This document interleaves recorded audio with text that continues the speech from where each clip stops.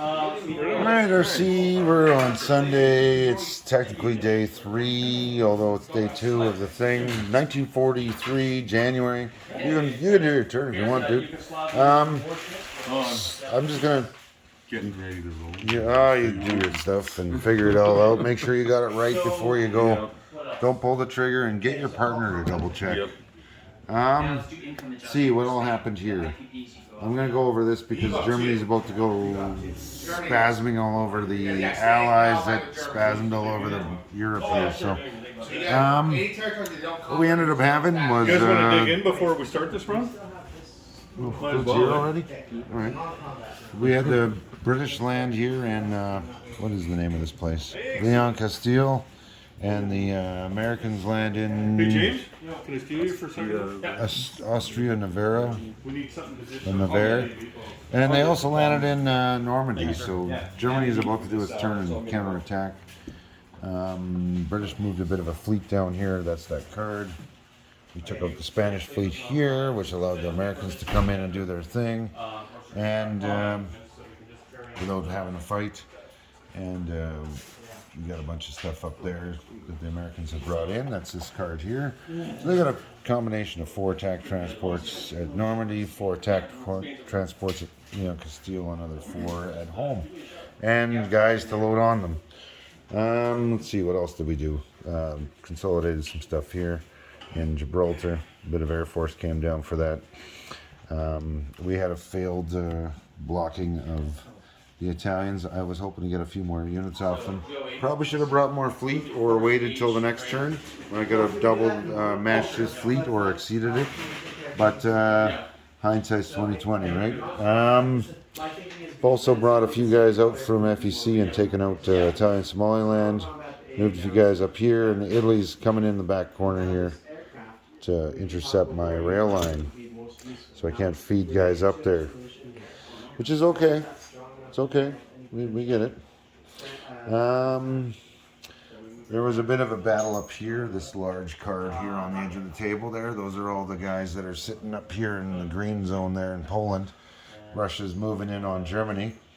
And because there's a little bit of pressure over there, we figured we'd give them a little pressure on this side and see what can happen.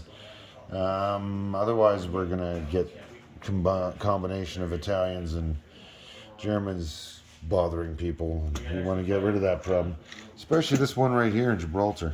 Oh, and the French, they actually did something useful for a change, and they took over an empty Tripolitania, and they managed to keep it for a turn. I'm shocked.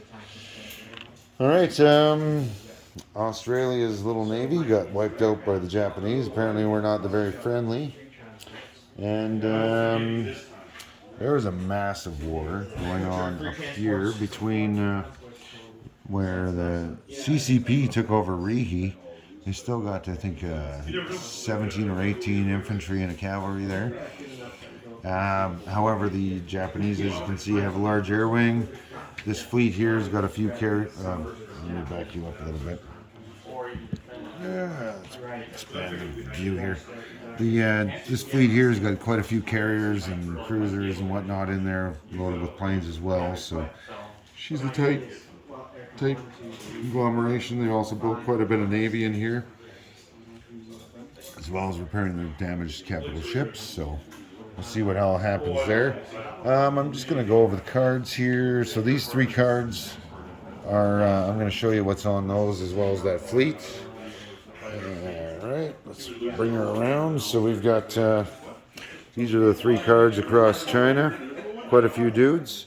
And then we got, this is that large fleet with 5 planes on the decks. So we'll see what happens there. A little quick peek here at the Americans are moving some dudes forward. They've taken over the Caroline Islands, and this is the fleet that's parked in there. I know you probably can't get it now.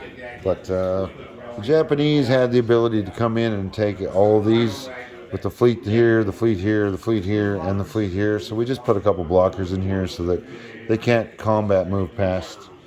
Although I think the subs can go by, so we'll see what happens there. And but I could be wrong on the sub rule. I'd have to look that up. Alrighty, so that's the general gist of this. So Russia's doing really good, pestering the Japanese. So is the CCP. Japan keeps smashing at them though. They're trying to get rid of that. And Russia's got quite the force here. We'll see what's going on with Germany when they do their turn. But lunch is here, so that's the end of this.